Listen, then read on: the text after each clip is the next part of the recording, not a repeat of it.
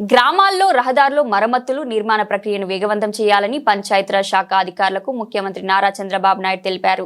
గ్రామీణ ప్రాంతాల్లో రోడ్డు ఒక సవాల్ వంటిదన్నారు. మంత్రులు కార్యదర్శుల సదస్సులో పంచాయతీరాజ్ శాఖ ప్రజెంటేషన్ లో ఆయన స్పందిస్తూ నేరుగా నిధుల సమర్థవంతంగా వినియోగించుకోవాలన్నారు. ఈ నెల వచ్చే నెల ఎంత మేర పనులు చేస్తారో ఆ మేర పూర్తి చేయాలన్నారు. వచ్చే సంవత్సరం లక్ష్యాలను మరింత పెంచుకొని పనిచేయాలని సూచించారు. డ్వాక్రా సంఘాలు గత ప్రభుత్వ నిర్వాకం వల్ల నిస్తేజంగా మారాయని తెలిపారు. 3 దశాబ్దాల చరిత్ర మన డ్వాక్రా సంఘాలకు ఉందని వివరించారు. ఒకప్పుడు మన డ్వాక్రా సంఘాల మహిళలు హిందీ భాష రాకపోయినా ఇతర రాష్ట్రాలకు వెళ్లి డ్వాక్రా ఫిలాసఫీ బోధించి వచ్చిన సందర్భాలున్నాయని, అయితే ఇప్పుడు ఆ స్ఫూర్తి సంఘాలు లోపించిందన్నారు. డ్వాక్రా సంఘాలు తీసుకుంటున్న రుణాల ఫలితాలు ఇచ్చేలా ఉండాలన్నారు. వివిధ పథకాల కింద డ్వాక్రా సంఘాలకు 50,000 కోట్ల లీకేజీ పడుతున్నామని, అలాంటప్పుడు ఈ సంఘాల పనితీరు మెరుగుపరిచేలా ప్రణాళికతో ముందుకెళ్లాలన్నారు.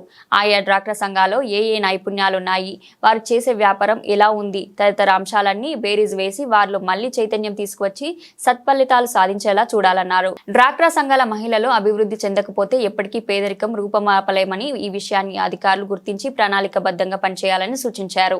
నాన్ ఫైనాన్షియల్ అన్ని కూడా క్లియర్ చేయాలి.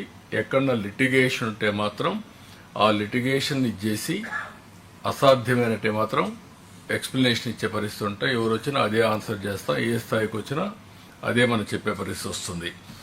ఫైనాన్షియల్ అన్ని ట్యాగ్ చేసి ప్రాధాన్యత క్రమంలో ఎప్పటికప్పుడు బడ్జెట్ ఫండ్స్ వచ్చినప్పుడు కానీ మనకు వెసులుబాటు వచ్చినప్పుడు చేసుకుంటా పోతాం.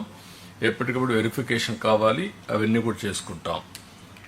రెండోది వచ్చినప్పుడు ఇంకొక పక్కన జిఎస్టిపి చాలా స్పష్టంగా మేము ఎంతో డిస్కస్ చేశాం, చాలా క్లారిటీ ఇచ్చాం. 15% ఇయర్ ఆన్ ఇయర్ గ్రోత్ వస్తే తప్ప మనం అనుకున్న ఎకానమీ సర్వైవ్ కాదు. అదే మరి యాస్పిరేషన్స్ ఆర్ వెరీ హై. ఆ యాస్పిరేషన్స్ను ఫుల్ఫిల్ చేయాలంటే మన గ్రోత్ కూడా 15% ఉండాల్సిన అవసరం. దానివల్ల చాలా flexibilities. One is revenue realisation. ఒకటి, మనం ఏదైనా బారో చేయాలన్న డబ్బులు చేయడం, మనం కట్టవలసినటువంటి అప్పులు కానీ ఇంట్రెస్ట్ కానీ పే చేయడం ఎన్ని అవసరం ఉంటాయి. కాబట్టి దయచేసి ఇది సీరియస్ తీసుకోవాల్సిన అవసరం ఉంది. ఇంకొక పక్కన రెడ్రెసల్ గ్రీవెన్సెస్ ఎక్కువ ఏ డిపార్ట్మెంట్లో వస్తే ఆ డిపార్ట్మెంట్ సరిగా పనిచేయనట్లు లెక్క. కారణాలు ఏమైనా కావచ్చు, అది హిస్టారికల్ రీజన్ కావచ్చు, ప్రజెంట్ రెవెన్యూ కావచ్చు, లేకపోతే డాక్యుమెంట్స్ ఫోర్జరీ చేయొచ్చు, ఏమైనా చేయొచ్చు. కానీ we have to find a solution. How to find a solution. ఒకవేళ అవసరత రిఫార్మ్స్ కానీ వేరియస్ అటెంప్ట్స్ పెట్టాలి. నాకు కూడా ఇది ఒక ఛాలెంజ్. 3 డిపార్ట్మెంట్లోనే మ్యాక్సిమం 2 డిపార్ట్మెంట్లు లా అండ్ ఆర్డర్లో పెద్దగా వీళ్ళు చేసేది ఏం లేదు. దాన్ని అంతా డిస్పోజ్ చేయడం, కంట్రోల్ చేయడం. మ్యాక్సిమం వచ్చినటువంటి ప్రాబ్లమ్స్ అన్ని రెవెన్యూలో వచ్చాయి. రెవెన్యూ నుంచి లా అండ్ ఆర్డర్కి షిఫ్ట్ అయ్యే పరిస్థితి వస్తుంది. లిటిగేషన్లో భూ కబ్జాలు కానీ ఇవన్నీ వస్తున్నాయి. ఇంకొక పక్కన దీన్ని మీరు ఏ విధంగా మినిమైజ్ చేస్తారు, ఏ విధంగా కంట్రోల్ చేసుకుంటారు అనేది మీ అందరికి వదిలిపెడుతున్నాను. మీరు ఆ అడ్మినిస్ట్రేషన్లో ఒక టైం బౌండ్ ప్రోగ్రామ్ పెట్టుకొని దీన్ని మనం కంట్రోల్ చేయాల్సిన అవసరం ఉంది. Perception tracking.